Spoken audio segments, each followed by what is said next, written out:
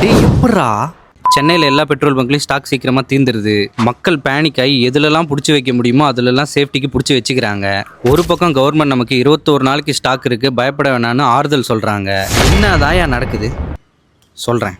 ஒரு பக்கம் நம்மளோட எக்ஸ்டர்னல் அஃபேர்ஸ் மினிஸ்டர் ஜெய்சங்கர் ஈரானோட அஃபீஷியல்ஸ் கிட்ட பேசினதாகவும் இந்திய கப்பல்களை இந்த ஸ்ட்ரெயிட் ஆஃப் ஹார்மஸ் வழியாக அனுப்ப அவங்க ஒத்துக்கிட்டதாகவும் நமக்கு நியூஸ் கிடச்சிருக்கு. சில நியூஸ் சேனல்ஸும் சில சோர்சஸும் ஈரான் அந்த மாதிரி முடிவு எதுவுமே எடுக்கவே இல்லை அப்படின்ட்டு சொல்லுது. இன்னும் சில சோர்சஸ் புஷ்பக் அண்ட் பரிமல் அப்படின்ற 2 இந்தியன் டேங்கர் கப்பல்கள் அந்த ஸ்ட்ரெயிட் ஆஃப் ஹார்மஸை தாண்டிட்டதாகவும் தகவல் சொல்லுது. இன்னும் 8 எல்பிஜி டேங்கர் கப்பல்கள் அந்த ஸ்ட்ரெயிட் ஆஃப் ஹார்மஸ் கிட்ட கிளியரன்ஸ்க்காக வெயிட் பண்ணிட்டு இருக்கிறதாகவும் தகவல் இருக்கு. டேய், கேஸு பெட்ரோலு கிடைக்குமா கிடைக்காதா அதான உங்கள் கேள்வி. சொல்கிறேன்.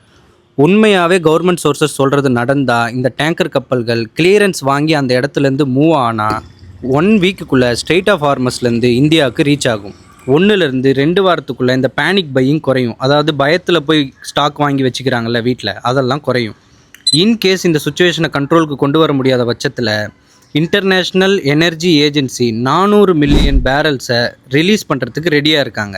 அது மட்டும் இல்லாமல் 40% மட்டுமே எல்பிஜி உற்பத்தி பண்ணிகிட்டு இருந்த நம்ம கண்ட்ரி 28% இப்போ இன்க்ரீஸ் பண்ணியிருக்காங்க. ஸோ ரஃப்லி 50% நம்ம இந்தியன் கண்ட்ரியை எல்பிஜி ப்ரொடக்ஷன் பண்ண ஸ்டார்ட் பண்ண ஆரம்பிச்சிருச்சு. இன்னொரு நல்ல விஷயம் என்னன்னா, கல்ஃப் கண்ட்ரிஸ்ட்டை வாங்கிட்டு இருந்த அந்த க்ரூட் ஆயில் அங்கே பிளாக் ஆகி நின்னதால் ஆல்டர்னேட்டிவாக America, Russia, Brazil, Norway, Guyana இந்த மாதிரி நாடுகள்லேருந்து நமக்கு க்ரூட் ஆயில் வர ஆரம்பிச்சிருக்கு. அது மட்டும் இல்லாமல் கவர்மெண்ட் டொமஸ்டிக் எல்பிஜிஸ் இருக்கு இல்லையா, வீட்டில் யூஸ் பண்ணுறோம்ல, அதை ப்ரையாரிட்டைஸ் பண்ணுறாங்க. ஹாஸ்பிட்டல்ஸ், அப்புறம் பெட்ரோல், டீசல் இதெல்லாம் கவர்மெண்ட் பஸ்ஸஸ்க்கும் மற்ற இம்பார்ட்டண்ட் விஷயத்துக்கும் ப்ரையாரிட்டைஸ் பண்ணிக்கிட்டு இருக்காங்க. ஸோ பேனிக் ஆகாமல் இந்த லைக்கையும் சப்ஸ்கிரைபும் ஃபாலோவும் பண்ணிக்கோங்க. டேய், அவன்கிட்ட அவன் கேஸ் எடுக்குது.